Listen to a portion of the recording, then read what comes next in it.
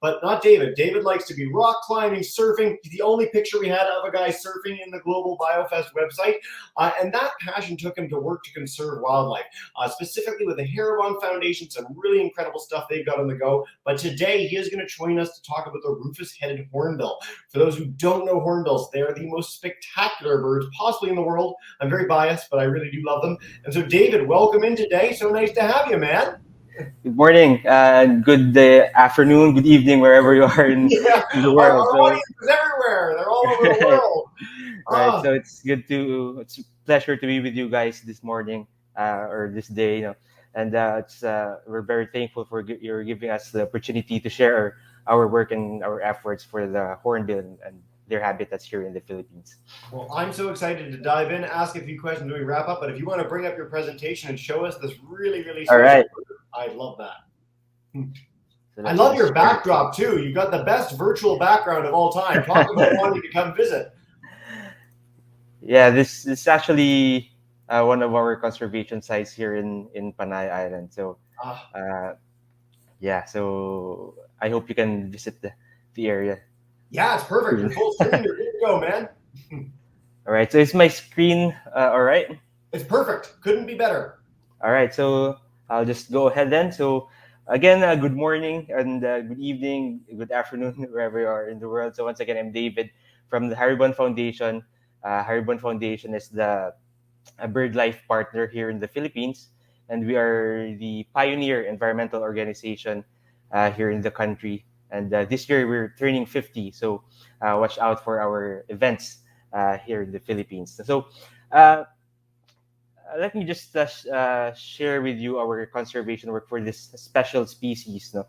The Rufous-headed hornbill. So we get to know them towards this presentation, and we'll see how the things that we've been doing in the last 6-7 years now. So these are the outline of this is the outline of my presentation. So I'll introduce you a bit to hornbills in general. Then we'll get to know the Rufous-headed hornbill, or which we locally call the dulungan, what we have been doing, and what are the future actions that we can do together, especially here for the people in Asia or here in the Philippines. So start off hornbills. So hornbills came from they belong to the family of Buceros or Bucerotidae, which is derived from the Greek word which means cow horn. So if you look at the photo here, you will see that the shape of their bills are like cow horns, which which their names were derived from. Most of the hornbill species have brightly colored down curved bill, as you can see again in the photo. Some of them are reddish, yellowish, so orange. So and most of them have casks. So these are the hollow material in the upper mandible of the mostly of the male hornbills. So these portions of their casks are hollow, except for one species, which is the helmeted hornbill, which can be found in some parts of Southeast Asia and Malaysia, Indonesia. So that's a brief introduction to the hornbills. Most of their calls are very loud. These are huge birds, and you can easily hear them in the forest when they start calling because they have very loud calls. They're sedentary, and they usually move in flocks. So if they have good populations in the area, you can see them 4 or 5 individuals, or even in large numbers like 50 to 60. So it depends on the species. No? So most of the hornbills are also monogamous, which means they mate for life. Most of the hornbills. No? So and one very unique behavior or feature of the hornbills are they use nest holes or tree cavities for nesting. So later on, I can show you videos of how they use those nest holes. So hornbills are also omnivorous. They feed on insects, fruits, and small mammals, lizards, and some larger hornbills can also feed on smaller birds. So that's how diverse they feed on. But of course, most of their diet consists of fruits. So, which is why they're considered as the farmers of the forests, especially here in our countries in the tropics. So, because once they eat those fruits, they defecate it in other parts of the forest, which eventually the seeds grow to become trees, which is why they were considered as the farmers of the forests.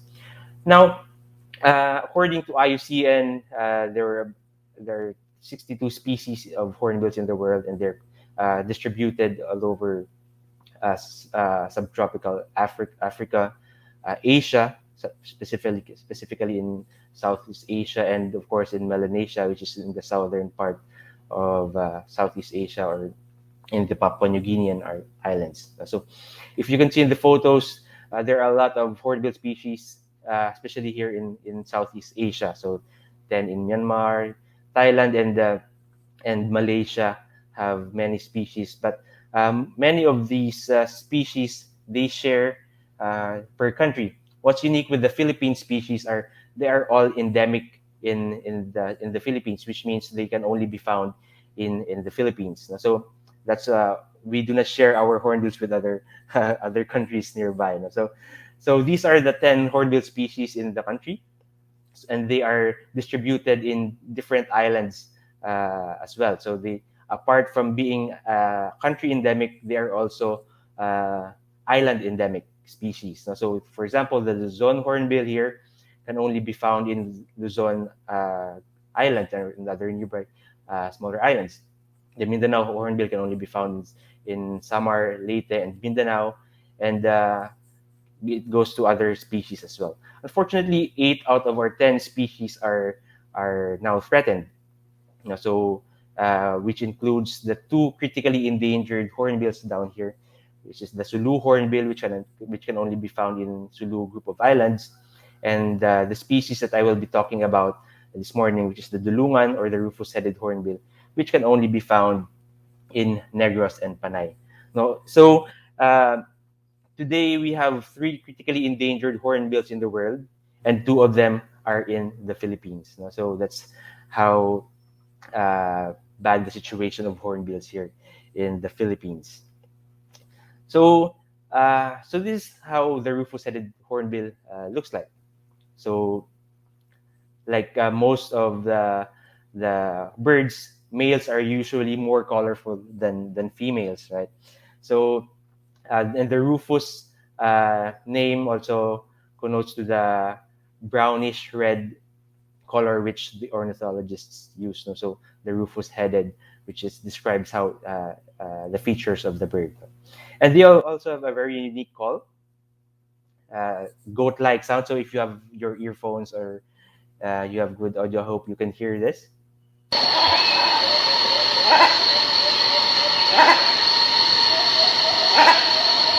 So cool, David. Yeah, so that's a unique call for the hornbill, for the Rufous-headed hornbill. So as mentioned earlier, they can only be found in these islands in central Philippines, in Negros and Panay. So it was once considered as extirpated in Negros, in the smaller, just in this island here, because of the rapid forest loss. Until a few years back, where a few researchers found few individuals in the island. So, but its main habitat now is in Central Panay Mountains, which is my study area. So Central Panay Mountains key biodiversity area is considered as their stronghold of the remaining populations, which is why we focused in these areas for the conservation and research of the project. So it's a few years ago, it was declared as the provincial bird of the province of Antique, and it has a lot of other names depending on the authors. It's also called the Walden's hornbill, the wreathed-billed hornbill, Visayan wrinkled hornbill, and we locally call them Dulungan. So as mentioned earlier, they have a unique behavior where they use uh, tree cavities or nest holes, no, so to for breeding purposes. So during the breeding season, the females go inside this hole here. So the entire 2 to 3 months, they stay inside the nest, and they're entirely dependent on the male hornbill for their food. So that's very unique, and they slightly cover the nest hole to protect them from other predators and for other dangers. So for the entire breeding season, the male just go around the forest, collect food, and keep them in their special area in their neck called the gutter pouch. They store the food and then travel back to the nest hole, then feed the female and eventually its family until the young chicks are ready or mature enough to go out and see the forest, no? So and to reproduce themselves. So that's very unique feature of the behavior of the hornbill. Unfortunately, many previously in previous years, when these male hornbills are being hunted down, so uh, the female and the family inside the nest holes will eventually die down as well because they're dependent to the male for their food. So that's one of the challenges previously, but fortunately, hunting has died down or it's not that rampant anymore in these parts of the country. So um, according to BirdLife in 2017, there's about 1,000 to 2,500 individuals left in the wild. No? So, and if we do not do anything about them, they might be extinct or fully extirpated in this part of it. So this is why in 2017, Haribon together with BirdLife and National Grid Corporation and other, eventually we were funded and supported by ZSL, EDGE, and BirdLife Young Conservation Leaders Program. So we chose this part of Panay, the northern parts of central Panay, because based on previous studies, these are the areas where most of the hornbill species can be found. So we developed this project, the Species of Hope Dulungan, and we focused in these areas for conservation efforts and research purposes. So because this area as well is quite lowland compared to other parts of the mountain range. So so here they prefer lowland forests than higher elevation forests. So in Panay area, we observed them from 200 to 1,200 meters above sea level. But nest trees were recorded in around 200 to 500 meters above sea level. So much lower elevation compared to their range in general. So unfortunately, these types of forests are also the ones which were targeted for timber poaching and logging during the previous years. No? So because these types of forests have the dipterocarp tree species, which are long and straight trees, which are used for logging in the previous years. No? So what we have been doing, so to conserve and to protect the Dulungan and its habitat. Now, for the last 6-7 years, we have conducted research about the Dulungan. So research is very important to specifically know which actions to take for the conservation efforts. So we conducted population studies and we conducted nest surveys as well. So we conducted these types of research to know specific areas which needs protection. We conducted population studies to know their density, to locate nests. So as well as for the nest studies to know which species of nest trees that they prefer nesting, which type of food that they prefer during the breeding season. So some sort of those activities. So during the nest studies, this is the things that we can see. Once we located the nest, we try to see or to identify the species of the fruits that they ate. So these are the the things that they defecated after they eating the the fruit. So these are the seeds. We can also identify the wildlings or the seeds that have slightly grown around the nest trees. So we identify them, and hopefully we can use them as planting materials in forest restorations in the future. So, and of course we documented some of the fruit trees that they prefer eating. So during our nest surveys, we can we observe that they can visit 2 to 9 times a day, the male hornbills, and they can last up to 11 minutes per visit. And they can also, these male hornbills can bring up to 40 pieces of food. Or and in some instances, we actually observed about uh, 60 food materials in one go. So that's how huge their gular pouches are. For the food trees or the fruits that they eat, uh, fortunately, 7 of the species of the fruits are also near or vulnerable, and 8 of them are endemic species, and 6 are native species of fruits.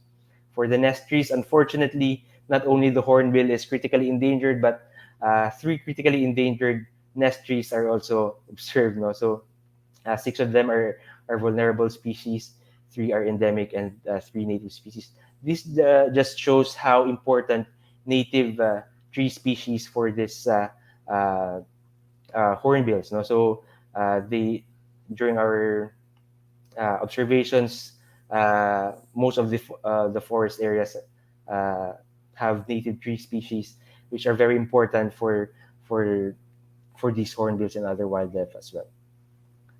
So let me just show you a short clip of how the hornbill feeds its family. So I took this photo back in 2018.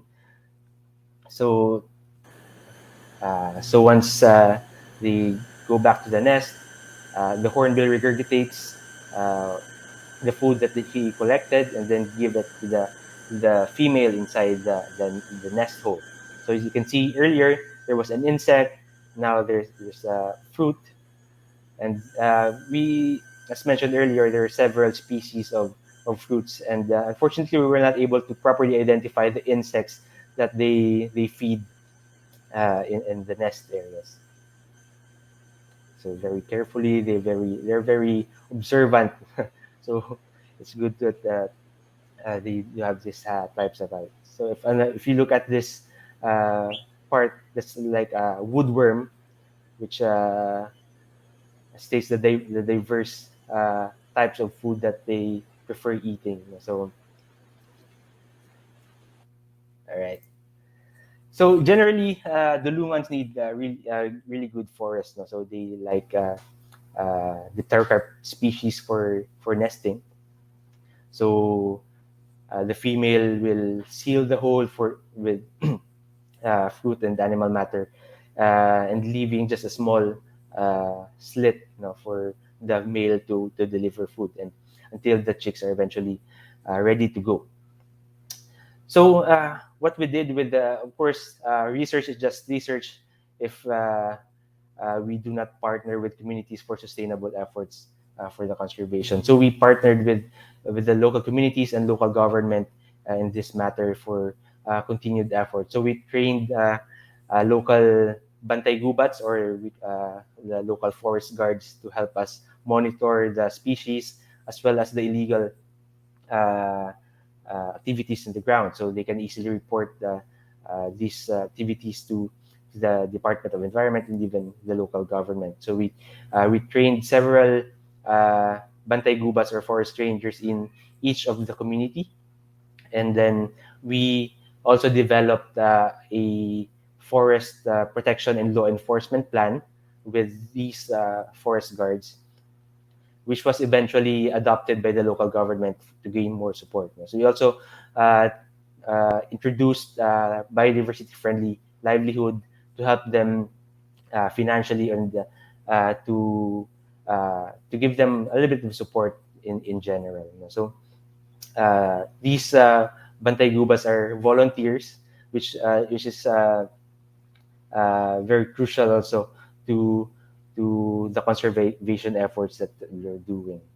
We also gave guidance, technical guidance in declaring local conservation areas in the site. So just like in this photo, the municipality of Sebaste declared most of their primary forests as a critical habitat. So for the dulungan and the other threatened species. So of course we have to work with the local communities and the local government, of course, together with the Department of Environment, to streamline processes and without uh, uh, using the people who are using the the resources of the forest. So uh, with this guidance, we also were able to develop provincial and local ordinances for the protection of the species and other environmental laws for for conservation in general. So of course, awareness raising is very important. So we thought this is pre-pandemic now. So we thought schools and teachers to be environmental champions.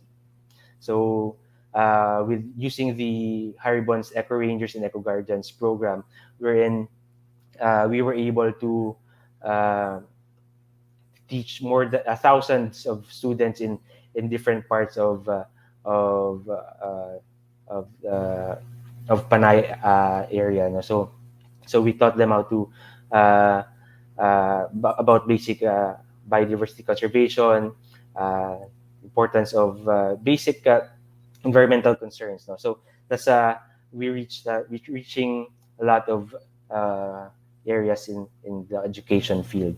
No, so of course, as because of these awareness raising activities and the Dulungan was adopted as a local icon during festivals and other activities in the local scene.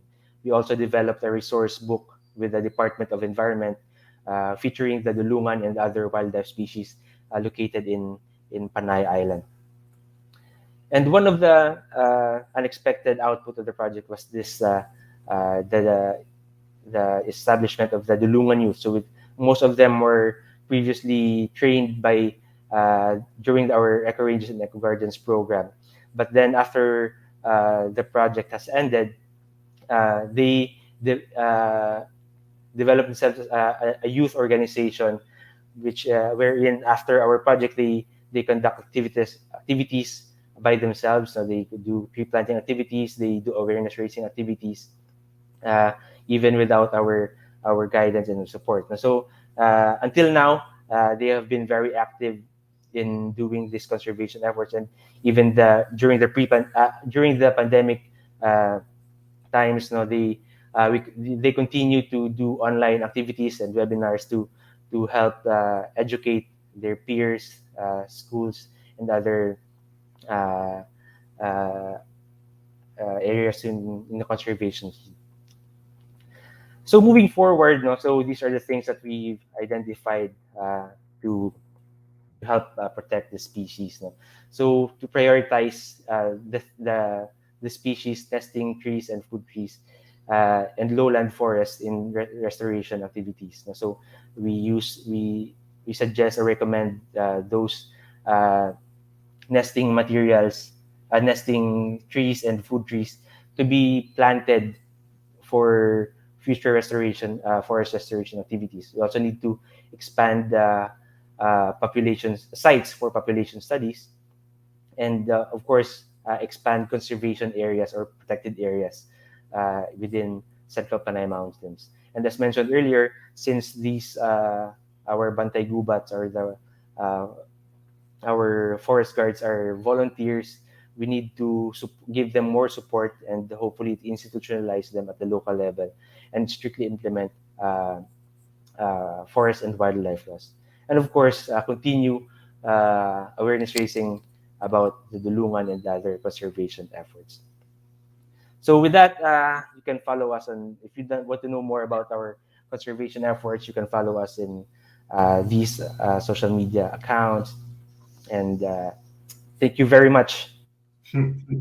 David, what a beautiful presentation and what a special, special bird. Honestly, every time I get the chance to see hornbills, either in my local zoo, I grew up in the Toronto Zoo, they have one, just a beautiful enclosure. Anytime I see people talking about them in the wild, they're just so special. Thank you so much for this.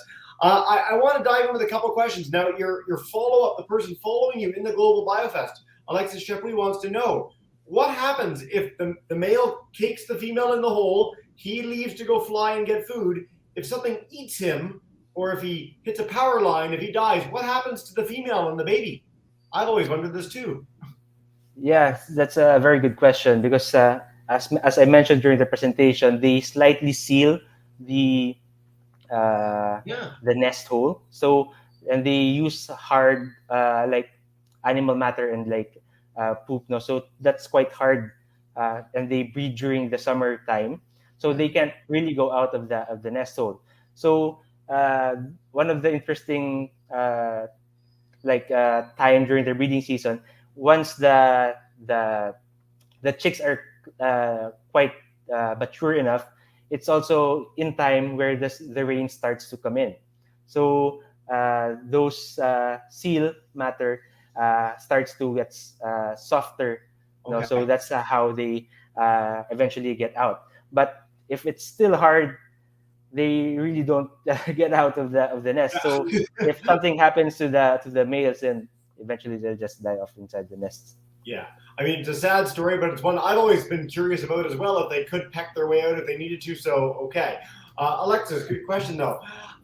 David, you talked about training rangers, training people that can help out with the work you're doing. How long does it take to train a ranger, and what's actually involved in that?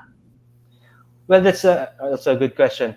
Uh, we conducted these trainings are a series of trainings. No? So we call them technically in the DNR, in the Department of Environment, they call them the Wildlife Enforcement Officers, and they are deputized by the Department of Environment. So a series of lectures and trainings, and to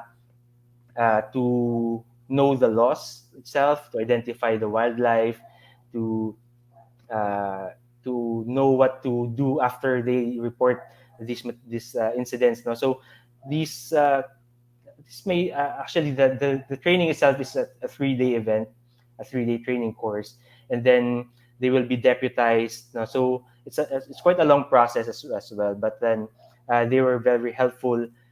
Even though most of them are just volunteers, no, so they can do a lot of things in reporting the things that we do not see regularly in when we're off the field. I can tell you that there are very few things in the world that would make me more excited than to be deputized as a ranger by you guys and by the team there. What a special experience for the people that are helping you. One last question before we dive in with our next speaker. I do want to note again, if people want to check out the website, you shared this at the end of your broadcast, haribon.org.ph, if you want to check out more. So many amazing resources there, education, conservation, and so much more. If people are walking through the forest on the island, they come across a hornbill, is there a way that people can contact you to let you know that they're there? Like, what kind of community support do you have for identifying these sites and hopefully taking action on their behalf? Great. Yes. So you can, as you mentioned earlier, you can report it to the local government, Yeah. or the Department of Environment. You may contact us as well. But of course, these hornbills are not very easy to find when you're just walking in just a little bit. You need to go in the deeper inside the forest to really find them. So, but if in case you have reports or even like someone selling this species or like other stuff, now you can easily report it to the Department of Environment, and you can just contact us in these steps. I love how many of our programs over the Global BioFest rely on that sort of community support and getting people in touch, and I'm glad that you guys have that as an option. David, what a special opportunity. Thank you for spending your morning with us live there and for being a part of our Bio Festival. It's so special to have you, and I hope more people take the chance to learn about these incredible birds and the work that you're doing. Thanks a lot. Have a